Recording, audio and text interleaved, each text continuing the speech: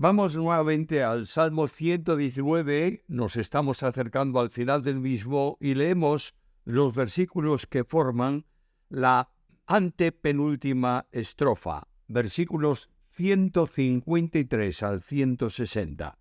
Leo el texto bíblico. Mira mi aflicción y líbrame, porque de tu ley no me he olvidado. Defiende mi causa y redímeme, vivifícame con tu palabra. Lejos está de los impíos la salvación, porque no buscan tus estatutos. Muchas son tus misericordias, oh Jehová, vivifícame conforme a tus juicios. Muchos son mis perseguidores y mis enemigos, mas de tus testimonios no me he apartado. Veía a los prevaricadores y me disgustaba porque no guardaban tus palabras. Mira, oh Jehová, que amo tus mandamientos, vivifícame conforme a tu misericordia. La suma de tu palabra es verdad, y eterno es todo juicio de tu justicia. Si alguien me pidiese un título para esta estrofa, yo daría el siguiente: mirando correctamente. Y digo esto porque dos veces aparece el verbo de esta manera: mira. Versículo 153, mira mi aflicción. Versículo 159, mira, oh Jehová, que amo tus mandamientos. Hace unos días comentaba con un hermano sobre un tema y en medio de la conversación se paró y me dijo: míralo de esta otra forma. Las cosas cambian notablemente desde el punto de vista en que se considere.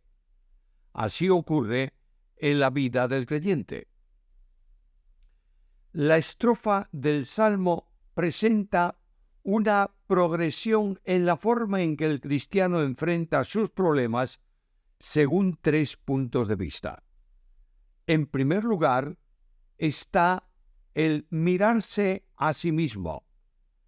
En segundo lugar, mirar a su entorno.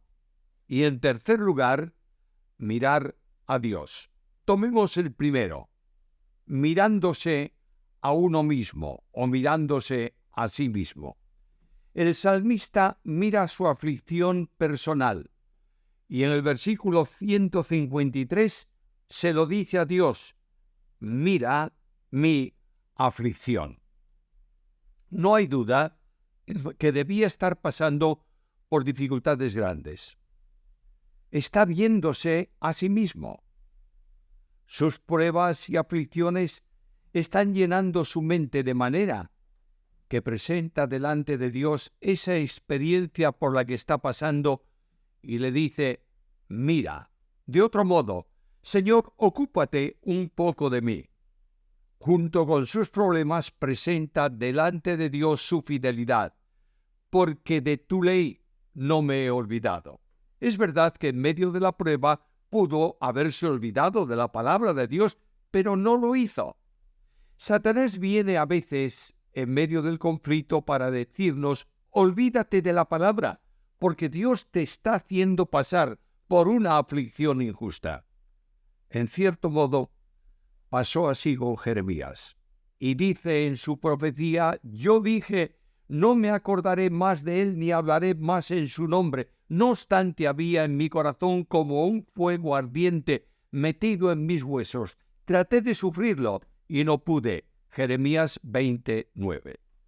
No olvidarse no significa perfección, sino dependencia de la palabra. De otra manera, aún en medio de la prueba, mantén la relación continua con la Biblia. El salmista formula otra petición, versículo 154. Defiende mi causa y redímeme, vivifícame con tu palabra. Primeramente le pide: defiende mi causa. Está poniendo su dificultad en manos de Dios. Le llamó para que actuara con él como su abogado. Eso hizo también David delante de su perseguidor Saúl. Y dijo: Jehová pues juzgará entre tú y yo. Él vea y sustente mi causa y me defienda de tu mano. Primero de Samuel 24:15. Dios es nuestro abogado. el que viene a nuestro lado para prestarnos su ayuda. Lo hace siempre, incluso en momentos en que nuestros pies resbalan. Hijitos míos, estas cosas os escribo para que no pequéis. Y si alguno hubiere pecado, abogado tenemos para con el Padre, a Jesucristo el justo. Primera de Juan 2:1. La petición continua no solo pide defensa, sino redención. Redímeme. Es un ruego breve y conciso, pero a la vez concreto que habla de liberación. Está pidiendo la intervención de Dios para que los saque de aquella situación. Así escribía David en otro salmo. Miremos el 35, Salmo 35, versículos 1 al 3. Y dice así: Disputa, oh Jehová, con los que contra mí contienden. Pelea contra los que me combaten. Echa mano al escudo y al pavés y levántate en mi ayuda. Saca la lanza y cierra contra mis perseguidores. Di a mi alma, yo soy tu salvación. Pide al Señor ayuda. Desde su perspectiva, considera que Dios debe intervenir para librarle del problema en que estaba confrontando. Esta es la experiencia del salmista en este largo salmo. No termina en la petición, añade también el ruego: vivifícame. Esto es dar una nueva dimensión a la vida. Apela a la gracia que puede vivificar, dar vida cuando aparente uno está en peligro de muerte. Esta es la gran realidad de la experiencia cristiana, ya que, aun estando nosotros muertos en pecado, nos dio vida juntamente con Cristo. Por gracia sois salvos. Efesios capítulo 2, versículo 5. La petición está apoyada en la palabra: vivifícame con tu palabra. El Espíritu Santo usa la Biblia para darnos una nueva dimensión de vida, el cual asimismo nos hizo ministros competentes de un nuevo pacto, no de la letra, sino del Espíritu, porque la letra mata, mas el Espíritu vivifica. Segunda a Corintios capítulo 3 y versículo 6. La palabra tiene provisión para los momentos de conflicto. No os ha sobrevenido ninguna tentación que no sea humana, pero fiel es Dios, que no os dejará ser tentados más de lo que podéis resistir, sino que dará también juntamente con la tentación la salida para que podáis soportar. Primera a Corintios capítulo 10, versículo 13. Entramos en el segundo punto. El salmista mira a otros y el salmista reflexiona conforme a Dios. Versículo 155. Lejos está de los impíos la salvación, porque no buscan tus estatutos. Antes dijo que los impíos estaban lejos de Dios. En el versículo 150, se acercaron a la maldad los que me persiguen, se alejaron de tu ley. Ahora, los impíos están lejos de la salvación. De otro modo, están a punto de perder su vida. Ellos buscaron la vida del justo. Los soberbios han cavado hoyos. Versículo 85. A punto estuvieron casi de conseguirlo. Dice el versículo 87, casi me han echado por tierra. Todo esto es difícil, pero ahora ve a los impíos con los ojos de Dios. Perecerán.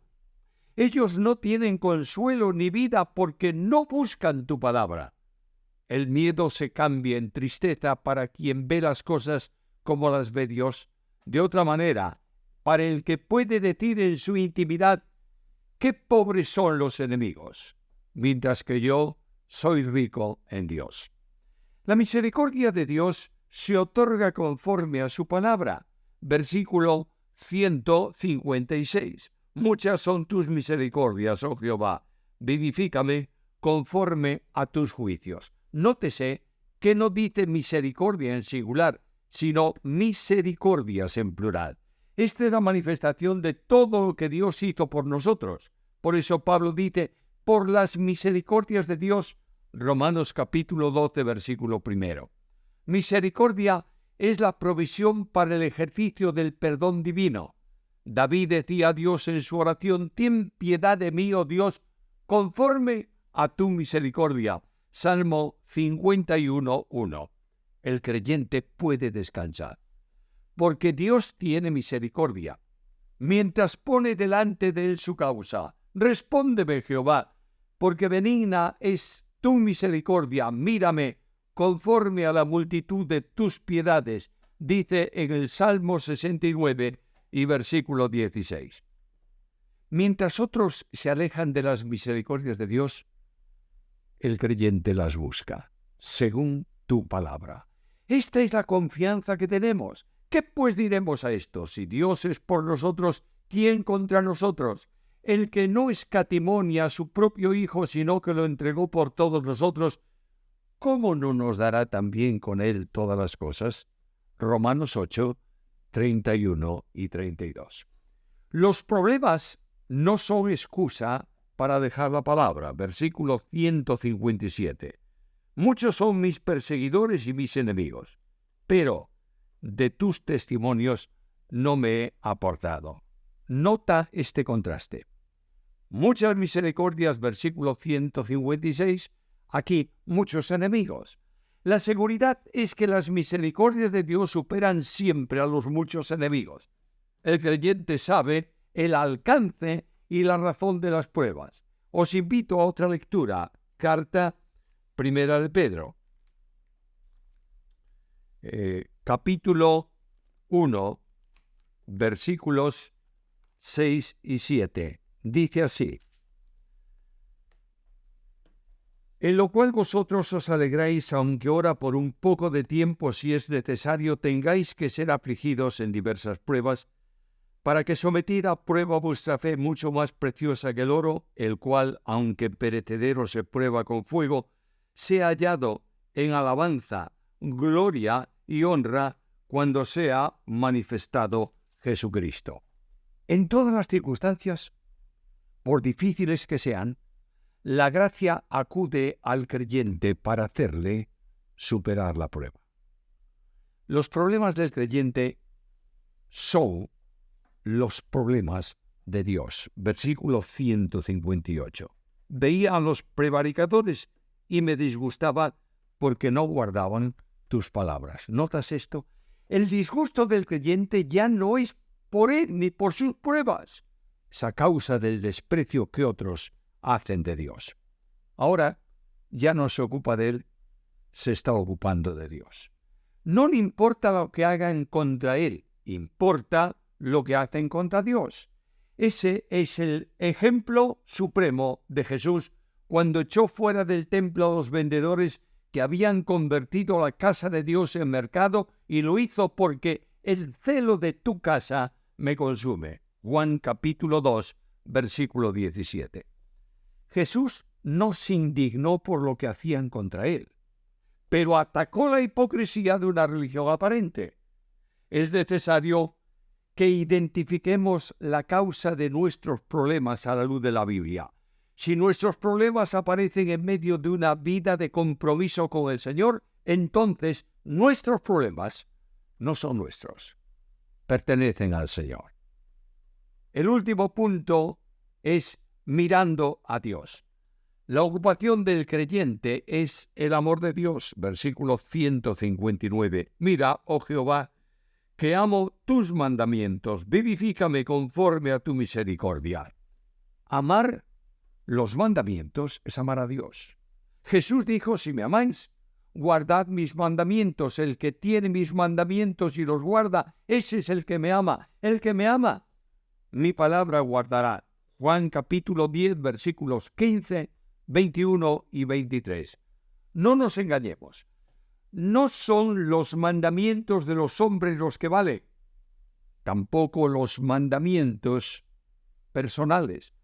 Los que deben ser guardados y amados son los mandamientos de Dios. El creyente se pone delante del Señor y le dice: mira, Señor, mi amor por ti. Lo importante para mí no son mis problemas, ni las personas que los producen, es amarte entrañablemente. ¿Recordamos la escena de la restauración de Pedro? Tan solo hubo una pregunta: ¿me amas? Luego un encargo: apacienta mis ovejas. De otro modo, Jesús decía a Pedro: solo si me amas puedes apacentar mis ovejas, porque quien ama a Cristo muestra amor por quienes son objeto de su amor personal. Esto es una acción de dependencia. El salmista habla de la verdad y la relaciona con Dios. Último versículo de la estrofa 160. La suma de tu palabra es verdad, y eterno es todo juicio de tu justicia. Los hombres fracasan en estas dos áreas. Un día te encuentras con que alguien en quien confías te ha mentido y te ha defraudado. Otras veces buscarás amparo en alguien. Será injusto contigo. Por eso nuestra mirada debe volverse al único que es verdad.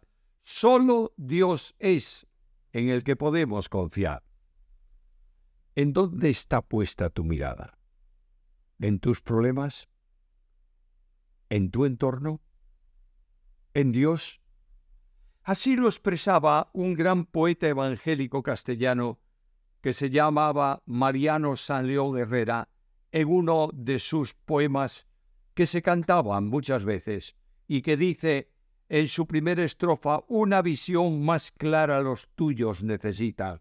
Sé tú el que nos abra de aquel libro inmortal las páginas de fuego que muertos resucitan y son de nueva vida el limpio manantial. Oh sí, digamos a Dios ahora: mira, oh Señor, que amo tus mandamientos.